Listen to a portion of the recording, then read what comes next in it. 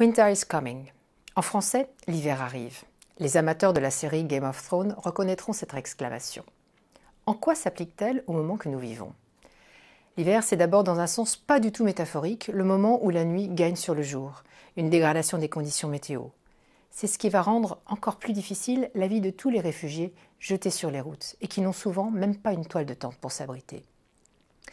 Mais l'hiver, c'est aussi l'épreuve qui arrive, le temps où tout devient plus difficile, surtout pour ceux qui ne sont pas préparés. Notre époque n'est pas facile, c'est vrai, mais nous, Européens, nous sommes loin de l'univers souvent cauchemardesque présenté par cette série. Et quand je dis à mon tour « Winter is coming », j'ai mes raisons.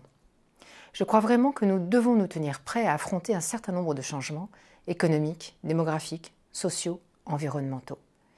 Ces changements que nous sommes loin d'anticiper ou de maîtriser vont mettre à l'épreuve notre cohésion, notre solidarité, l'idée que nous nous faisons de la construction européenne.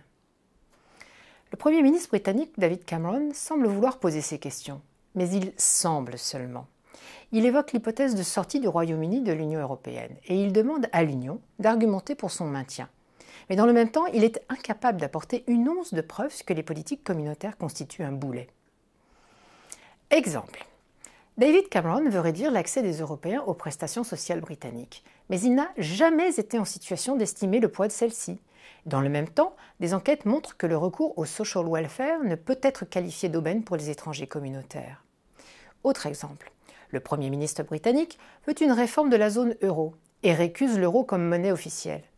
Peut-il réellement montrer que la situation actuelle a privé de développement la place boursière de Londres? Évidemment non, c'est le moins qu'on puisse dire. Mais ce serait à la Commission de trouver une protection spéciale pour la City. C'est donc à un jeu de dupes que nous convie David Cameron. L'Union ne doit pas se faire piéger, ce qui ne doit pas l'empêcher de réfléchir au futur. Après tout, on peut aussi prendre le pari que les enjeux nous rendront plus forts. Le monde change, l'Europe change, et nous devons changer aussi, sans nous renier. L'Europe de demain, elle doit être forte, unie, ouverte, multiculturelle, intégratrice, sûre de ses valeurs, sans quoi elle se refermera, elle se racornira et finalement, elle se défera.